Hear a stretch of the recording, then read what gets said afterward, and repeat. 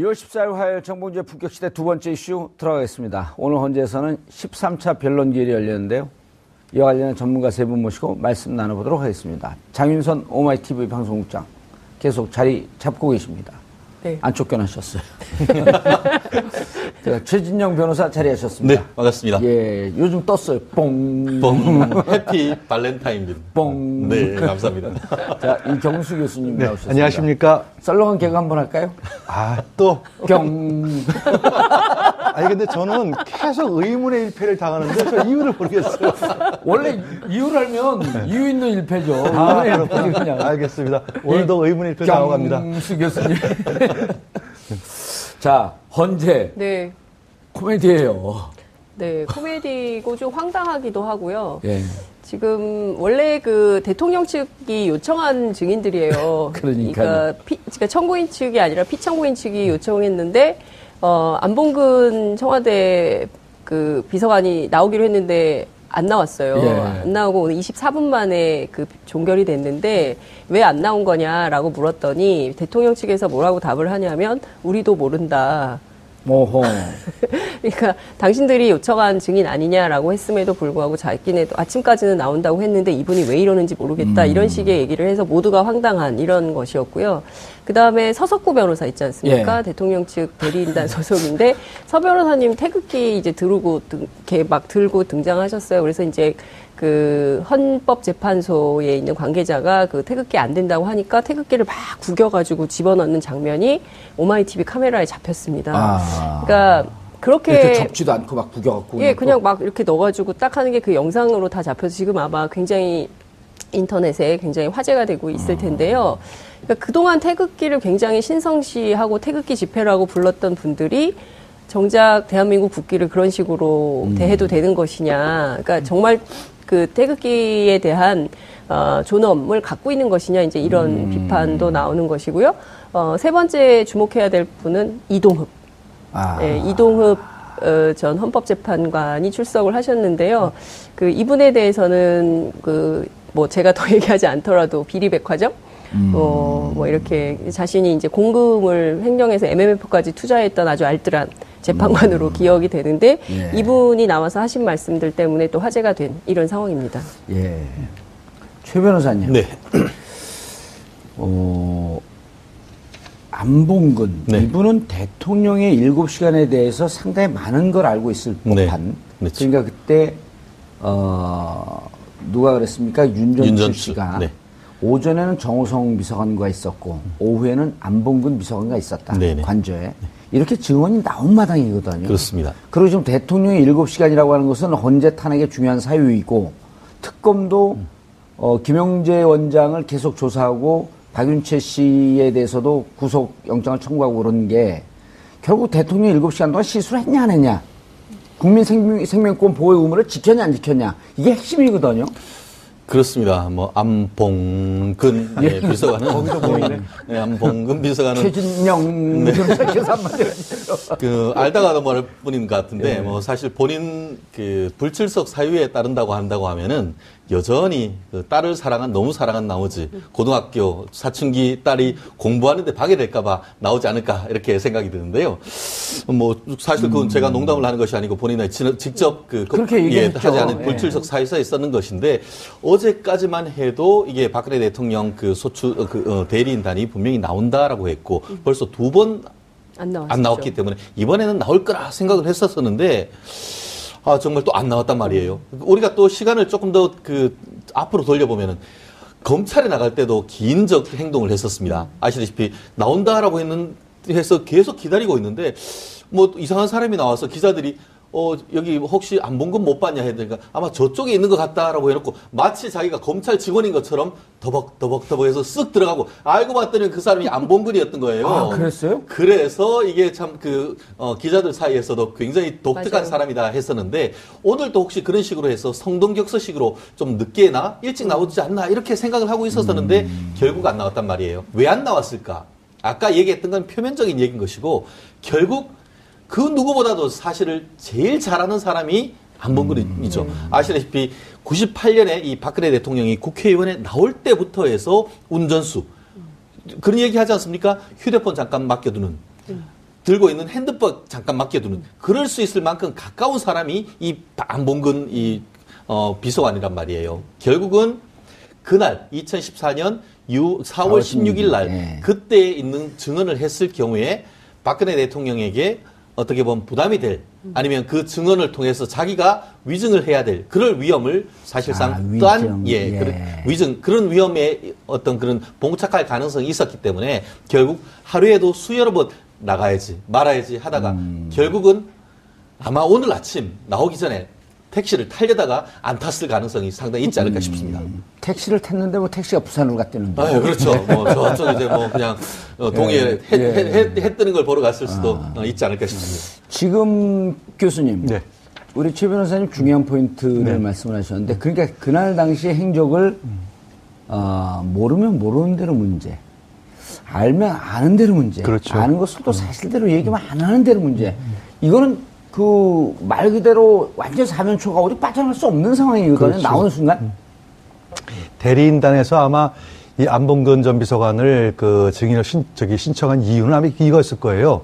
아직까지도 그 7시간에 대한 거기에 대해서 모든 게 다 밝히지 않은 상황에서 안봉근 최 변호사님 말씀하셨듯이 안봉근 전 비서관만큼 박 대통령과 가장 가까운 사람이 없어요, 사실은. 예. 그 측근들 중에서도. 그래서 그날에 있었던 일을 상당히 대통령에게 유리한 방향으로 진술을 해줄 것을 기대를 해가지고 사실은 신청한 것 같아요. 처음에 의도는. 그런데 사실 그게 쉽지가 않을 것 같거든요. 아까 그 이후로 많은 게 밝혀졌잖아요. 네, 그래서 사실은 그걸 갖다 짜맞출래 하더라도 사실은 이게 짜맞추기도 굉장히 정교하게 돼야 되거든요. 조금만 핀트가 나가면은 전부 다 바로 위증이라는 것이 드러나기 때문에 본인도 아마 고심 끝에 차마 위증을 하기는 그렇고 그래서 아마 나오지 않았다는 것이 아마 최 변호사님 분석하시기 맞을 것 같고 두 번째 이유는요. 과연 변호인들에서 몰랐을까 그걸. 과연 그거를. 제가 볼 때는 일정 정도 시간 끌기용이 아니었을까. 예. 처음서부터 기대 안 했는데 약간 시간 한번 끌어보자. 라는 차원도 뭐 조금 있었지 않을까 그렇게 생각이 듭니다. 예. 그렇다고 한다면 지금 대리인단의 전략은 이제 다 노출이 된 거 아니에요? 다 됐죠. 예. 할 수 있는 것은 그 반론할 수 있는 것보다도 오히려 뭐 고영태 녹음 파일을 증거로 채택하자 2천 건이나 되는 거 이렇게 하고 본인들이 신청한 증인들이 지금 무더기로 안 나온 거란 말이에요. 그렇죠. 그럼 이제 대통령 대리인단에서 쓸 수 있는 전략이라고 하는 것은 진실 규명을 통해서 탄핵을 기각시키는 것이 아니라 무조건 시간 끌기 전략밖에 없다. 이렇게 볼 수 있는 거 아닌가요? 현재는 저는 뭐 그거 외에는 지금 뭐 아까 우리 장 국장님 말씀하셨듯이 이동욱 변호사가 이제 새로 합류되고 해가지고 저 강일원 그 주심 재판관 말씀하셨듯이 이제 조금 뭔가 좀 되는 것 같다라는 기대가 것은 된다. 그동안에 가만히 보니까 대통령 측 탄핵소 대리인들이 하는 스타일이 정말 법리적이고 본인들에게 유리한 것들을 계속 추궁을 해가지고 솔직히 말해서 그중에 몇 분은 좀 봐주고 싶은데 봐줄 건덕지가 없었던 거예요, 지금까지. 그러니까 이제 이동욱 씨가 좀 오면은 조금 나아지지 않을까. 요만큼이라도 좀 개전에 뭘 해줄 수 있는 변명거리를 만들어줄 수 있지 않을까. 아마 그거밖에 그런 기대를 했던 것 같아요.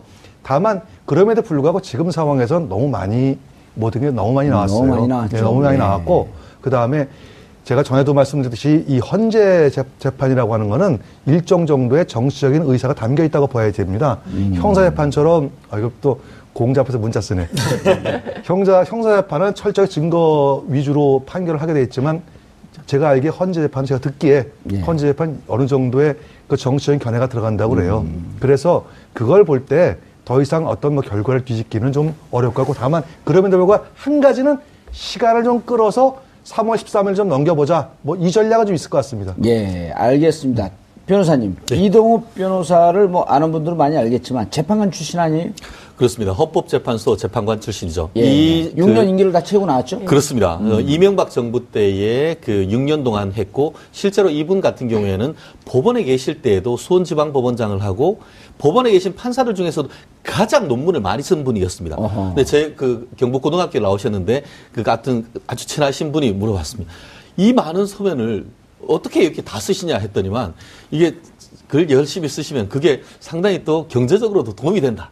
그러니까 본인이 능력도 있고 정말 글도 열심히 쓰셨고 실제로 헌법재판소에서 한국 헌법재판론이라는 이만큼 두꺼운 헌법재판 이론서까지 썼던 분입니다. 그렇기 때문에 사실 지금 박근혜 대통령 측에 같은 경우에는 경험도 있고 예. 이론적으로 강력한 분이 들어왔기 때문에 적어도 지금까지 어떤 사실관계는 상당 부분 드러났다라고 하면 이제부터는 법리적인 논쟁이 있어서 상당 부분 보강이 되고 검찰이 이제 뭐 국회죠. 국회 측이 어떻게 보면 상당 부분 긴장을 해야 될 그런 상황이 아닌가 싶습니다. 그런데 아까 이제 잠깐 얘기했지만 그 장윤선 기자가 이른바 그때 당시에 이제 헌법재판소장으로 지명됐는데 여러 가지 불미스러운 일로 낙마했단 말이에요. 그런데 영향을 미치진 않을까요?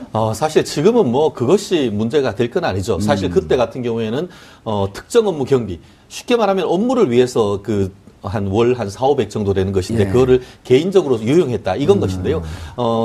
사실 지금까지는 그거를 특정 업무 경비라고 했지만 사실상 주머니 돈이 쌈짓돈 그렇게 했는데 어쨌든 법적인 어떤 잣대를 했을 때는 그것이 정당성은 없는 것이죠. 예. 그렇기 때문에 그때 낙마를 겪었고 변호사로도 거의 1년, 2년을 활동을 못 했습니다.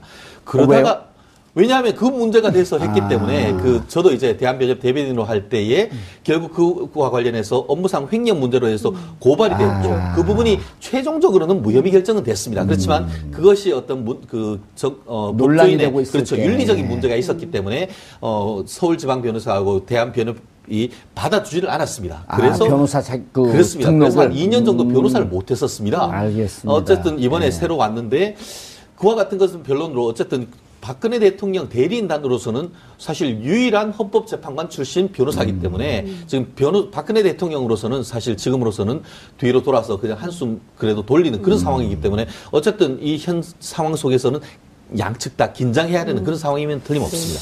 네. 근데 예. 이동욱 재판관과 관련해서 물론 이제 오늘 강일원 주심이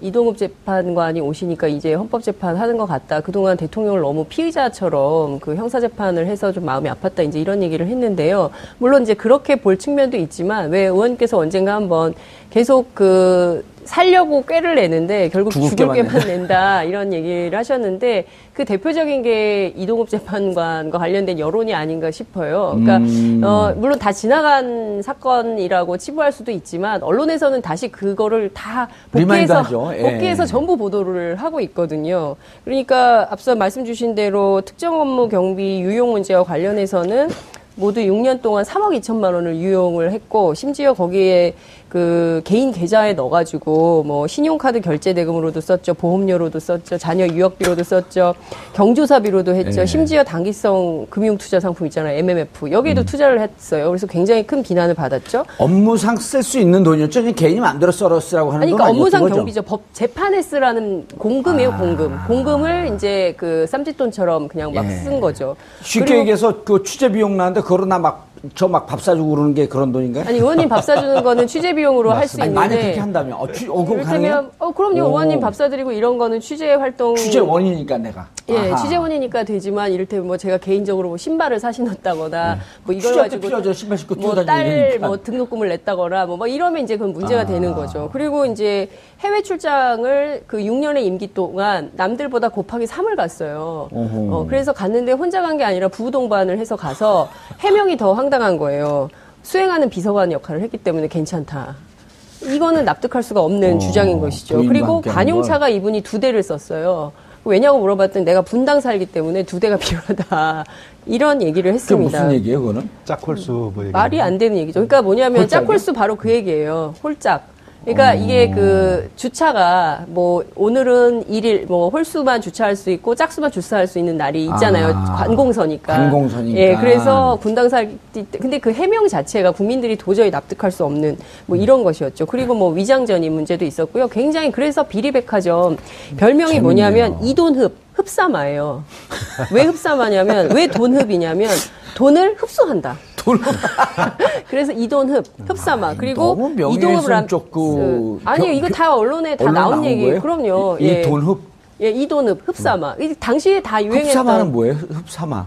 그러니까 이제 무슨 마귀처럼 연사마, 흡사마, 사마. 연사마였던 열리는 거죠. 연사마. 그러니까 돈을 상당히 근데 이 사건 같은 경우에는 지금 시민단체에서 고발을 했고 실제로 굉장히 오래 검찰이 가지고 있다가 무혐의 결정은 했는 겁니다.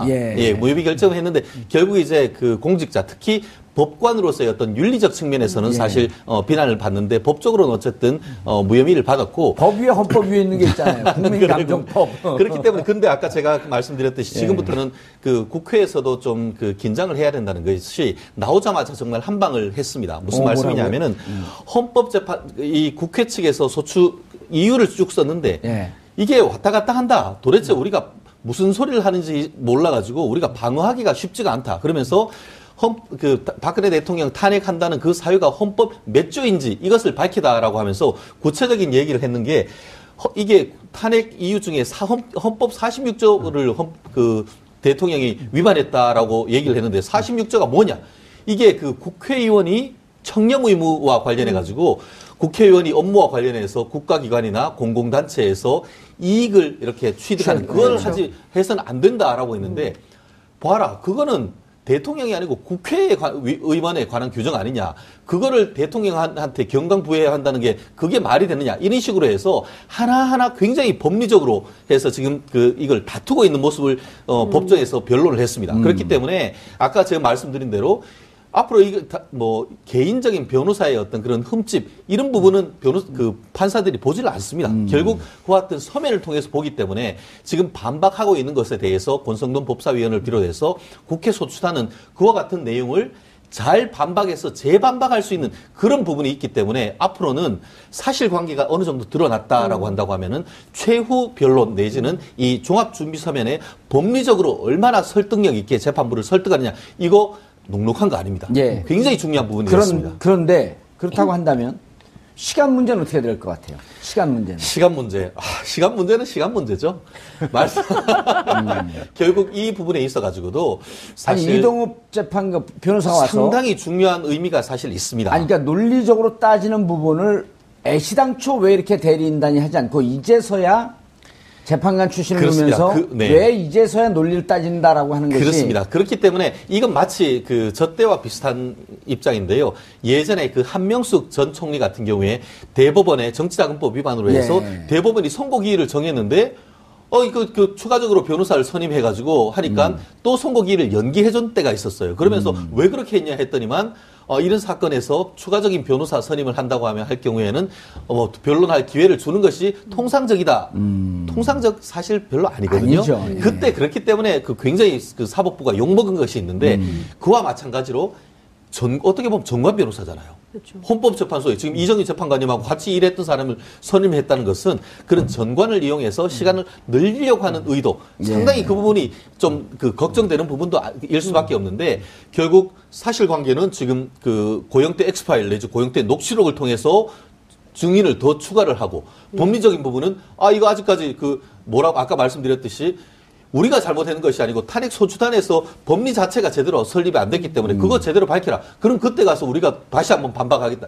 이렇게 해버리면은 말씀하신 대로 지금 앵커께서 말씀하시는 대로 조금 시간이 늘어질 위험이 있기 때문에 이 부분에 대해서 어떤 식으로 재판 이정미 대행께서 이 소송 절차를 정리를 하실지 정말 이번 기일 아마 진행하고 있을 텐데 오늘 마지막 어떤 식으로 증인 채택을 할지 정말 중요한 시간이 아닌가 싶습니다. 이 교수님, 근데 중요한 게요. 지금 29건의 녹취 파일 중에 29건을 증거로 채택을 했잖아요. 했어요. 자, 이제 여러 가지가 충돌을 합니다. 29건을 채택을 했고, 그 다음에 이제 현재 나오고 있지 않는 증인에 대해서 오늘, 일단 안봉근 증인 채택 철회했단 말이에요. 그래서 증인에 대해서는 장난치는 부분이 혹시 느껴진다면 철회할 뜻을 비췄고, 또 하나는 23일까지 최종 서면 입장을 내라라고 이미 선언을 했거든요. 그렇죠. 그리고 난 다음에 지금 변호사가 들어왔단 말이에요. 대리인이. 그렇죠.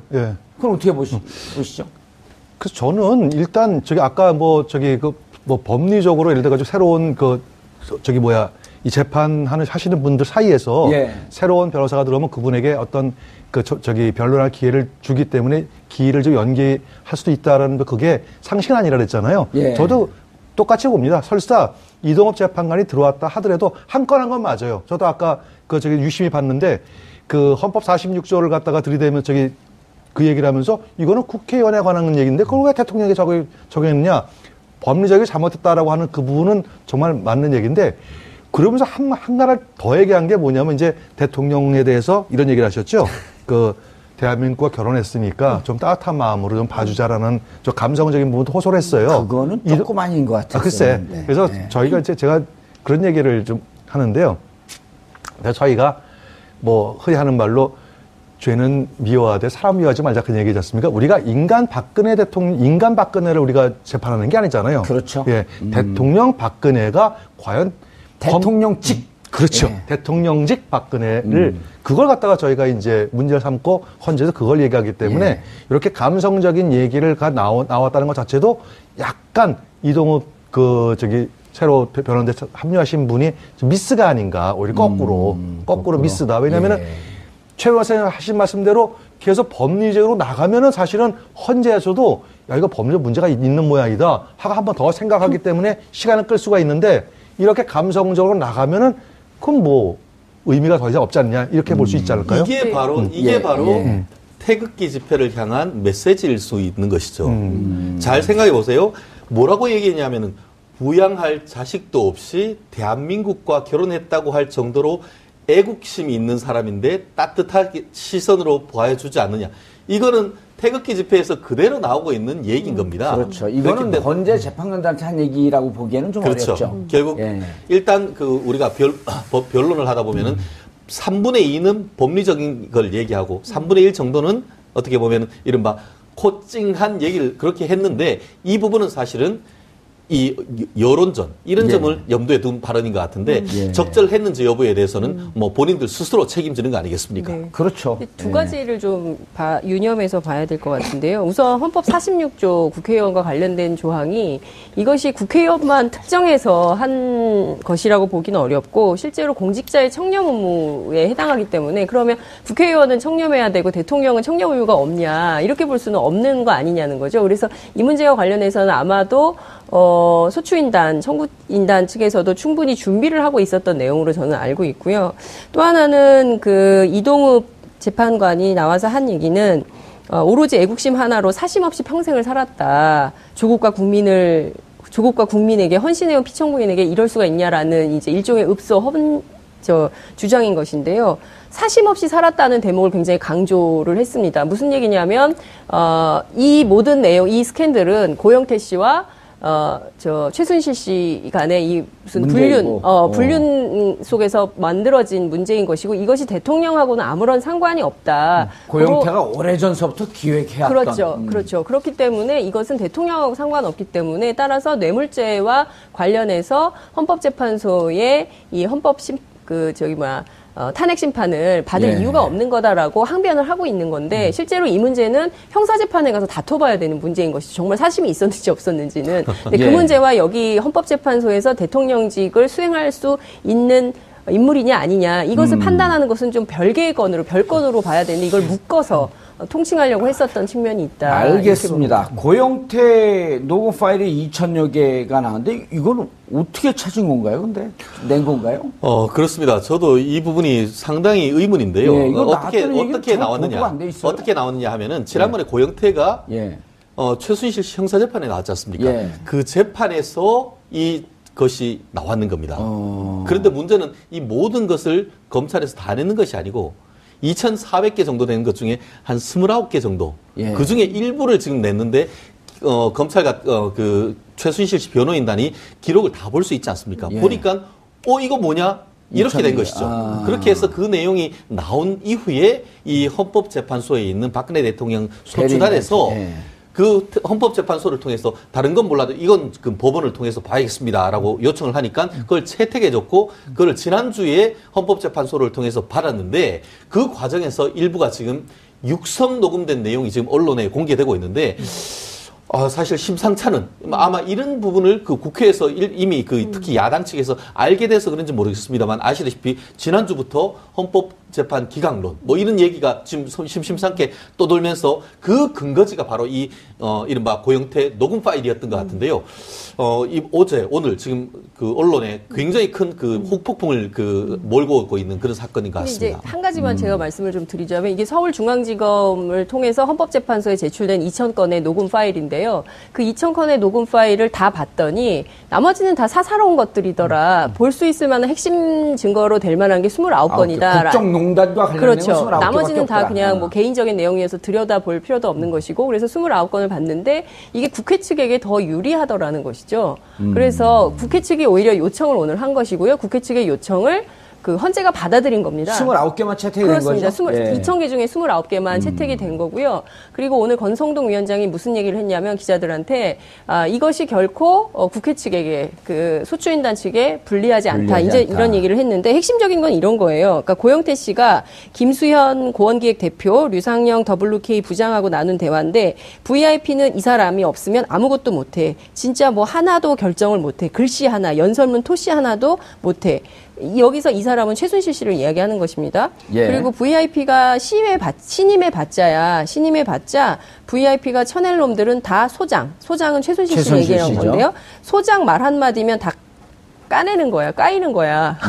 이런 얘기를 해요. 그러니까 VIP가 믿는 사람은 소장밖에 없어. 이런 내용들이 나오는 겁니다. 그러니까 이게 결국에는 그 국정농단의 실세가 누구냐, 그렇죠. 최순실 그리고 박근혜 예. 대통령하고의 연관성을 구체적으로 입증하는 또 다른 자료가 나온 겁니다. 그러니까 국회 아무리 그 대통령 측에서 증인 증거를 들이대도 이 모든 것은 결과적으로는 국회 측에 유리한 국회 측이라고 하긴 좀 그렇죠. 국민 측 소추단. 예, 소추단에 예. 유리한 이런 결론이 되는 거죠. 최 변호사님, 그러니까 이제 저것을 갖고 결국은 헌재가 판단을 할 건데, 네.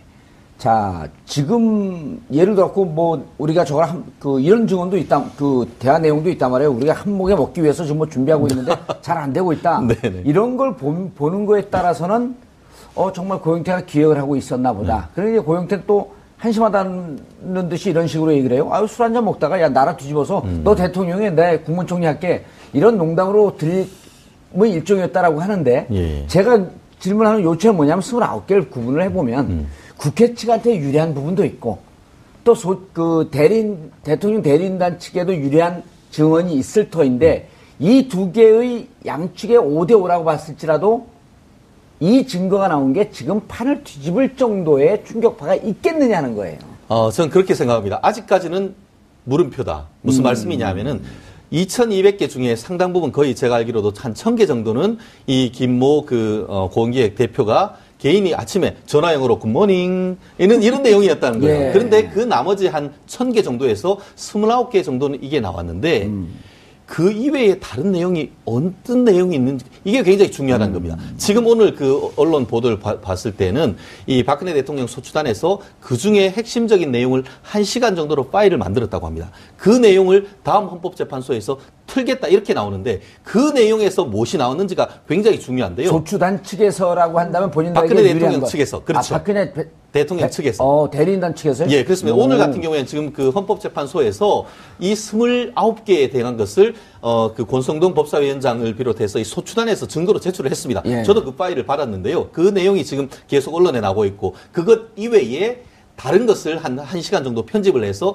나오겠다 하는데 그 내용이 무엇인지가 굉장히 중요합니다. 그 내용과 관련해서 아까 어떤 내용이 있냐면은 노승일 씨가 고영태 씨를 뭐라고 불렀냐 하면은 왕의 남자라고 불렀다는 겁니다. 왕의 남자. 왕의 남자가 무엇이죠? 왕은 여기에서 최순실을 의미하는 것이고 남자는 고영태가 되는 것이죠. 왕의 남자는 것은 왕은 허수아비고 남자가 실체다. 이런 실권을 이런 의미가 사실 있을 수 있는 점 하나.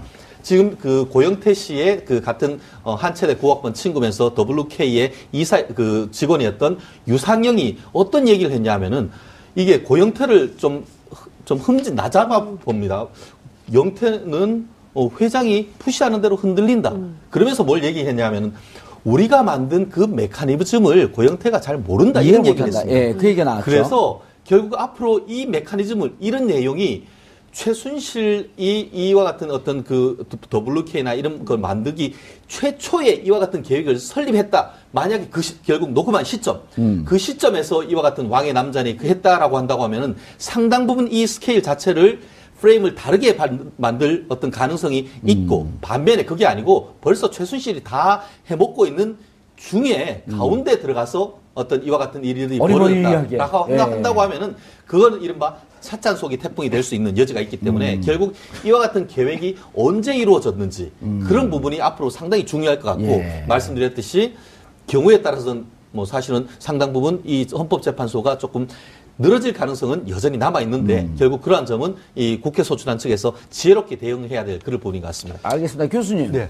자, 이게 1시간짜리를 틀어본들, 네. 또 29건을 채택을 한들, 이제까지 나왔던 부분을 전체 판을 뒤집어 엎을 정도는 과연 되겠냐. 그러니까 예를 들어, 지금도, 최 변호사님이 소개한 두 개의 내용을 보면, 하나는 왕의 남자라고 하는 것을 좋습니다. 아주 긍정적으로 봐갖고, 최순실을 움직이는 남자로 볼 수도 있겠죠. 근데 이제 또 다른 내용에서는, 저 오리버리해서 우리가 귀한 거 몰라, 뭔 얘기인지. 그냥 쟤는 허수아비야. 네. 이렇게 볼 수도 있는 예, 거거든요. 이런 말씀을 드릴게요.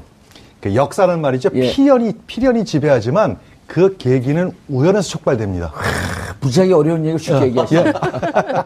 이게 무슨 얘기냐면은 아마 지금 이제 언론에서 계속 나오는데 사실은 이 사건에 어떻게 보면 핵심을 쭉 들어가다 보면은 고영태, 최순실 사이에서부터 시작해가지고 이것들이 퍼진 거예요. 근데 아까 우리 앵커께서 말씀하셨듯이 거기에 무슨 뭐 고영태가 무슨 뭐 마약을 했든 아니면 무슨 뭐 호스트바를 뭘 했든 사실은 그런 것들은 중요하지 않습니다.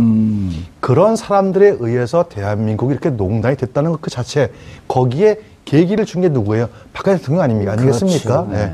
저는 이게 화가 나는 거죠. 아마 오늘은 헌재 재판관처럼 말씀을 하시네.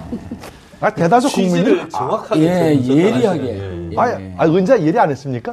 교수님이 예리하신 거죠. 내가 과거를 다 깎아요? 알겠습니다. 그래서 예. 제가 볼 때는 이 어떠한 녹음 파일이 나와도 지금 그건 맞아요. 아마 이 고영태도 아마 그 사심이 있었을 거예요. 왜 사심이 있었냐면 하는 거 보니까 최순실이가 전화하면은 차관들이 와가 줄을 서 무슨 사무실 얻는데도 K스포츠 빌딩 네. 사무실 얻는데 수석 비서관하고 청와대 사람들이 나와가지고 하다못해 쓰레기통까지 이거 하자고 이렇게 제가 고영태라도요. 야 이거 만만하죠. 그러면 그와 같은 원인을 누가 제공했습니까? 대통령이 제공하셨잖아요. 그게 화가 나는 거죠. 왜 그랬을까? 왜? 이상입니다. 뭐 다음 기일로 연기하는 거예요? 여운이 그러니까. 다음 14차 기일 때 또 나오시는 거예요? 자, 그런데 이제 정말 대통령 측 대리인단 입장은 어떻게든지 좀 연기를 해보려고. 네.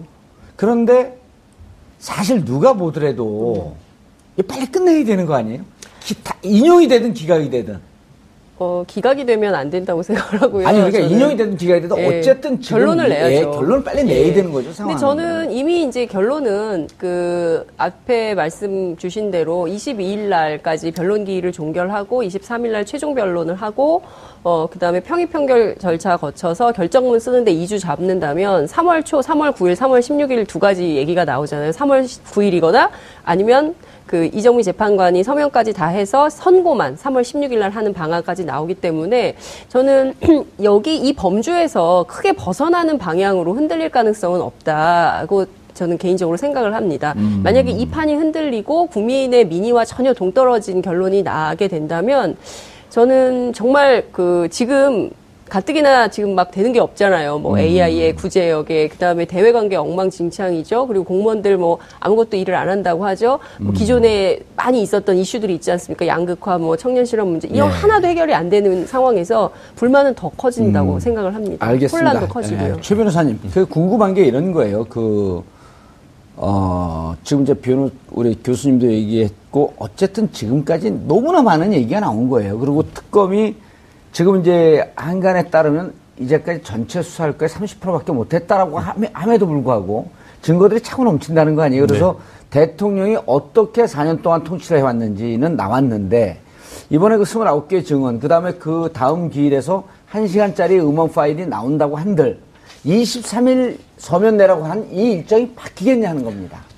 지금 재판으로서는 일단 그와 같은 재판장님의 이제 진행 자체는 원칙적으로 지켜질 겁니다. 그렇지만, 우리가 정치가 생물이라 하듯이 이 소송도 생물이라고 하기 때문에 원칙은 그렇게 되지만 경우에 따라서는 증인이 또 미뤄지거나 추가로 신청을 하게 된다고 하면은 사실 미뤄질 가능성은 아직 남아 있습니다. 그런데 아시다시피 결정성이 들리는데 23일까지 내라고. 재판은 진짜 하다 보면은 꼭 그래 되지 않습니다. 재판 저희가 소송을 할 때 제일 어려운 게 변호사님, 이거 언제 끝나겠습니까? 정말 그게 제일 어려운 것 같은데요.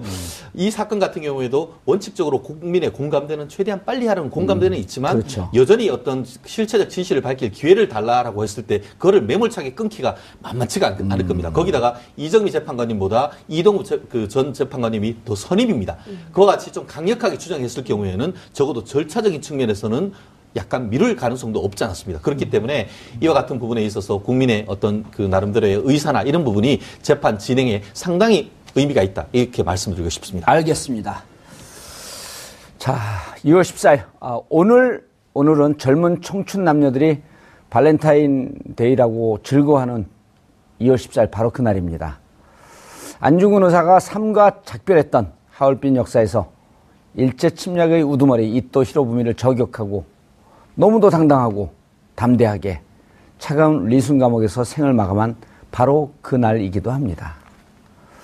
우리는 묻습니다. 이렇게 지켜온 이 나라, 우리 조상님들이 피를 뿌리며 지켜온 이 나라에서 우리는 과연 어떻게 살아가고 있는지, 목숨을 바치는 것도 아니고 감옥 갈 결심을 하는 것도 아니고 단지 촛불 한 번 드는 것이 모두일 텐데 이 순간의 시대적 소명에 우리는 어떻게 응답하고 어떻게 행동했노라고 후손들에게 어떤 기록을 남길지, 안중근 의사가 생과 작별한 오늘 2월 14일 스스로에게 묻고 또 묻습니다.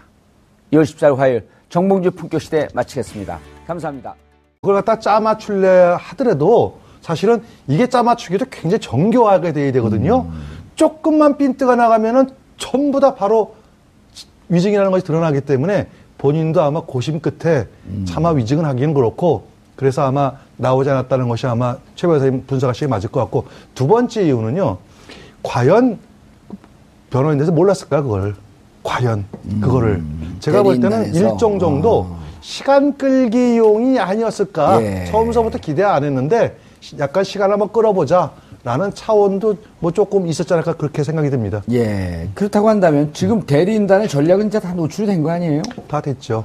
예. 할 수 있는 것은 반론할 수 있는 것보다도 오히려 뭐 고영태 녹음 파일을 증거로 채택하자 2,000건이나 되는 거 이렇게 하고 본인들이 신청한 증인들이 지금 무더기로 안 나온 거란 말이에요. 그렇죠. 그럼 이제 대통령 대리인단에서 쓸 수 있는 전략이라고 하는 것은 진실 규명을 통해서 탄핵을 기각시키는 것이 아니라 무조건 시간 끌기 전략밖에 없다. 이렇게 볼 수 있는 거 아닌가요? 현재는 저는 뭐 그거 외에는 지금 뭐 아까 우리 장 국장님 말씀하셨듯이 이동우 변호사가 이제 새로 합류되고 해가지고 저 강일원 그 주심 재판관 말씀하셨듯이 이제 조금 뭔가 좀 되는 것 같다라는 기대가 것은 된다. 그동안에 가만히 보니까 대통령 측 탄핵소 대리인들이 하는 스타일이 정말 법리적이고 본인들에게 유리한 것들을 계속 추궁을 해가지고 솔직히 말해서 그중에 몇 분은 좀 봐주고 싶은데 봐줄 건덕지가 없었던 거예요, 지금까지. 그러니까 이제 이동욱 씨가 좀 오면은 조금 나아지지 않을까. 요만큼이라도 좀 개전에 뭘 해줄 수 있는 변명거리를 만들어줄 수 있지 않을까. 아마 그거밖에 그런 기대를 했던 것 같아요. 다만 그럼에도 불구하고 지금 상황에서는 너무 많이 모든 게 너무 많이 나왔어요. 너무 많이 나왔죠. 네, 너무 많이 나왔고 그다음에 제가 전에도 말씀드렸듯이 이 헌재 재판이라고 하는 거는 일정 정도의 정치적인 의사가 담겨 있다고 봐야 됩니다. 형사재판처럼, 이거 또 공자 앞에서 문자 쓰네. 형사재판은 철저히 증거 위주로 판결을 하게 돼 있지만 제가 알기에 헌재 재판은 그래서 이게 참 기자들 사이에서도 굉장히 독특한 맞아요. 사람이다 했었는데 오늘도 혹시 그런 식으로 해서 성동격서식으로 좀 늦게나 일찍 나오지 않나 이렇게 생각을 하고 있었었는데 결국 안 나왔단 말이에요. 왜 안 나왔을까?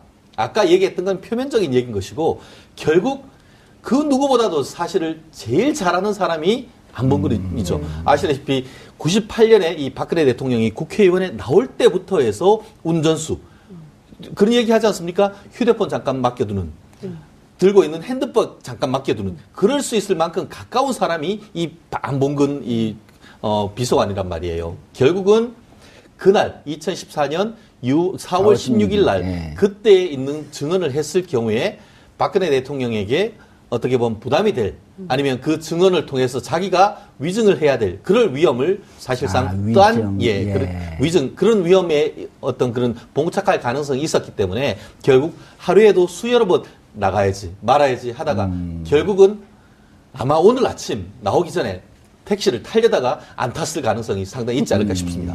택시를 탔는데 뭐 택시가 부산으로 갔다는데. 아, 그렇죠. 뭐 저쪽 이제 뭐 그냥 동해에 해 뜨는 걸 보러 갔을 수도 있지 않을까 싶습니다. 지금 교수님, 네. 우리 최 변호사님 중요한 포인트를 네. 말씀을 하셨는데, 그러니까 그날 당시의 행적을 모르면 모르는 대로 문제, 알면 아는 대로 문제, 그렇죠. 아는 것을 또 사실대로 얘기하면 안 하는 대로 문제. 이거는 그 말 그대로 완전 사면초가 어디 빠져나갈 수 없는 상황이거든요. 그렇죠. 나오는 순간. 대리인단에서 아마 이 안봉근 전 비서관을 그 증인을 신청한 이유는 아마 이거였을 거예요. 아직까지도 그 7시간에 대한 거기에 대해서 모든 게 다 밝히지 않은 상황에서 안봉근 최 변호사님 말씀하셨듯이 안봉근 전 비서관만큼 박 대통령과 가장 가까운 사람이 없어요, 사실은. 예. 그 측근들 중에서도. 그래서 그날에 있었던 일을 상당히 대통령에게 유리한 방향으로 진술을 해줄 것을 기대를 해가지고 사실은 신청한 것 같아요. 처음에 의도는. 그런데 사실 그게 쉽지가 않을 것 같거든요. 아까 그 이후로 예. 많은 게 밝혀졌잖아요. 네, 그래서 사실은 그 듣기에 예. 헌재 재판 어느 정도의 그 정치적인 견해가 들어간다고 그래요. 그래서 그걸 볼 때 더 이상 어떤 뭐 결과를 뒤집기는 좀 어려울 것 같고, 다만 그럼에도 불구하고 한 가지는 시간을 좀 끌어서 3월 13일 좀 넘겨보자. 뭐 이 전략은 좀 있을 것 같습니다. 예, 알겠습니다. 변호사님, 이동욱 변호사를 뭐 아는 분들은 많이 알겠지만 재판관 출신 아니에요? 그렇습니다. 헌법재판소 재판관 출신이죠. 예. 6년 임기를 다 채우고 나왔죠? 그렇습니다. 이명박 정부 때에 그 6년 동안 했고, 실제로 이분 같은 경우에는 법원에 계실 때에도 수원지방법원장을 하고, 법원에 계신 판사들 중에서도 가장 논문을 많이 쓴 분이었습니다. 어허. 근데 제 그 경북고등학교에 나오셨는데, 그 같은 아주 친하신 분이 물어봤습니다. 이 많은 서면을 어떻게 이렇게 다 쓰시냐 했더니만, 이게 글 열심히 쓰시면 그게 상당히 또 경제적으로도 도움이 된다. 그러니까 본인이 능력도 있고 정말 글도 열심히 쓰셨고, 실제로 헌법재판소에서 한국 헌법재판론이라는 이만큼 두꺼운 헌법재판 이론서까지 썼던 분입니다. 그렇기 때문에 사실 지금 박근혜 대통령 측에 같은 경우에는 경험도 있고 예. 이론적으로 강력한 분이 들어왔기 때문에 적어도 지금까지 어떤 사실관계는 상당 부분 드러났다라고 하면 이제부터는 법리적인 논쟁에 있어서 상당 부분 보강이 되고, 검찰이 이제 뭐 국회죠. 국회 측이 어떻게 보면 상당 부분 긴장을 해야 될 그런 상황이 아닌가 싶습니다. 그런데 아까 이제 잠깐 얘기했지만 그 장윤선 기자가 이른바 그때 당시에 이제 헌법재판소장으로 지명됐는데 여러 가지 불미스러운 일로 낙마했단 말이에요. 그렇습니다. 그런데 영향을 미치진 않을까요? 사실 지금은 뭐 그것이 문제가 될 건 아니죠. 사실 그때 같은 경우에는 특정 업무 경비, 쉽게 말하면 업무를 위해서 한 월 한 4,500 정도 되는 것인데, 예. 그거를 개인적으로 유용했다 이건 것인데요. 사실 지금까지는 그거를 특정 업무 경비라고 했지만 사실상 주머니 돈이 쌈짓돈 그렇게 했는데, 어쨌든 법적인 어떤 잣대를 했을 때는 그것이 정당성은 없는 것이죠. 예. 그렇기 때문에 그때 낙마를 겪었고, 변호사로도 거의 1년, 2년을 활동을 못 했습니다. 그러다가 왜냐하면 그 문제가 돼서 했기 때문에 저도 이제 대한변협 대변인으로 할 때에 결국 그와 관련해서 업무상 횡령 문제로 해서 2월 14일 화요일 정봉주의 품격시대 두 번째 이슈 들어가겠습니다. 오늘 헌재에서는 13차 변론기일이 열렸는데요. 이와 관련한 전문가 세 분 모시고 말씀 나눠보도록 하겠습니다. 장윤선 오마이TV 방송국장 계속 자리 잡고 계십니다. 네. 안 쫓겨나셨어요. 최진영 변호사 자리하셨습니다. 네, 반갑습니다. 예, 요즘 떴어요. 뽕. 뽕. 해피 발렌타인데이. 뽕. 네, 감사합니다. 자, 이경수 교수님 네, 나오셨습니다. 안녕하십니까. 썰렁한 개그 한번 할까요? 또. 경. 아니, 근데 저는 계속 의문의 일패를 당하는데 저 이유를 모르겠어요. 원래 이유를 알면 이유 있는 일패죠. 의문의 일패지 그냥. 알겠습니다. 오늘도 의문의 일패 당하고 갑니다. 경수 교수님. 자, 헌재. 네. 코미디예요. 네, 코미디고 좀 황당하기도 하고요. 예. 지금 원래 그 대통령 측이 요청한 증인들이에요. 그러니까요. 그러니까 청구인 측이 아니라 피청구인 측이 요청했는데 안봉근 청와대 그 비서관이 나오기로 했는데 안 나왔어요. 예. 안 나오고 오늘 24분 만에 그 종결이 됐는데 왜 안 나온 거냐라고 물었더니 대통령 측에서 뭐라고 답을 하냐면 우리도 모른다. 오호. 그러니까 당신들이 요청한 증인 아니냐라고 했음에도 불구하고 자기네도 아침까지는 나온다고 했는데 이분이 왜 이러는지 모르겠다 이런 식의 얘기를 해서 모두가 황당한 이런 것이었고요. 그다음에 서석구 변호사 있지 않습니까? 예. 대통령 측 대리인단 소속인데 서 변호사님 태극기 이제 이렇게 막 들고 등장하셨어요. 그래서 이제 그 헌법재판소에 있는 관계자가 그 태극기 안 된다고 하니까 태극기를 막 구겨가지고 집어넣는 장면이 오마이TV 카메라에 잡혔습니다. 그러니까 그렇게 이렇게 접지도 않고 막 구겨갖고. 예, 그냥 막 이렇게 넣어가지고 딱 하는 게 그 영상으로 다 잡혀서 지금 아마 굉장히 인터넷에 굉장히 화제가 되고 있을 텐데요. 그러니까 그동안 태극기를 굉장히 신성시하고 태극기 집회라고 불렀던 분들이 정작 대한민국 국기를 그런 식으로 대해도 되는 것이냐. 그러니까 정말 그 태극기에 대한 존엄을 갖고 있는 것이냐. 이제 이런 비판도 나오는 것이고요. 세 번째 주목해야 될 분은 이동흡. 예, 이동흡 전 헌법재판관이 출석을 하셨는데요. 그 이분에 대해서는 뭐 제가 더 얘기하지 않더라도 비리백화점, 뭐 이렇게 자신이 이제 공금을 횡령해서 MMF까지 투자했던 아주 알뜰한 재판관으로 기억이 되는데 예. 이분이 나와서 하신 말씀들 때문에 또 화제가 된 이런 상황입니다. 예. 최 변호사님. 네. 안봉근. 네. 이분은 대통령의 7시간에 대해서 상당히 많은 걸 알고 있을 네. 법한. 그렇죠. 그러니까 그때, 누가 그랬습니까? 윤전출 윤전출. 씨가. 네. 오전에는 정호성 비서관과 있었고, 오후에는 안봉근 비서관과 있었다. 네네. 관저에. 이렇게 증언이 나온 마당이거든요. 그렇습니다. 그리고 지금 대통령의 7시간이라고 하는 것은 헌재 탄핵의 중요한 사유이고, 특검도 김영재 원장을 계속 조사하고 박윤채 씨에 대해서도 구속영장을 청구하고 그런 게 결국 대통령이 7시간 동안 실수를 했냐 안 했냐, 국민 생명권 보호 의무를 지켰냐 안 지켰냐, 이게 핵심이거든요. 그렇습니다. 뭐 안봉근 예, 비서관은 거기서 보이네. 네, 안봉근 비서관은 최진영 변호사께서 한마디 해주세요. 그 알다가도 말할 뿐인 것 같은데 뭐 사실 본인 그 불출석 사유에 따른다고 한다고 하면은 여전히 그 딸을 너무 사랑한 나머지 고등학교 사춘기 딸이 공부하는데 방해될까봐 나오지 않을까 이렇게 생각이 드는데요. 뭐 사실 그건 제가 농담을 하는 것이 아니고 본인이 직접 그렇게 예, 얘기했죠. 하지 않은 예. 불출석 사유서에 썼는 것인데 어제까지만 해도 이게 박근혜 대통령 대리인단이 분명히 나온다라고 했고 벌써 2번 안 나왔기 때문에 이번에는 나올 거라 생각을 했었었는데 정말 또 안 나왔단 말이에요. 우리가 또 시간을 조금 더 앞으로 돌려보면은 검찰에 나갈 때도 기인적 행동을 했었습니다. 아시다시피 나온다라고 해서 계속 기다리고 있는데 뭐 이상한 사람이 나와서 기자들이 여기 혹시 안봉근 못 봤냐 했더니 아마 저쪽에 있는 것 같다라고 해놓고 마치 자기가 검찰 직원인 것처럼 더벅더벅 해서 쓱 들어가고 알고 봤더니 그 사람이 안봉근이었던 거예요. 그랬어요.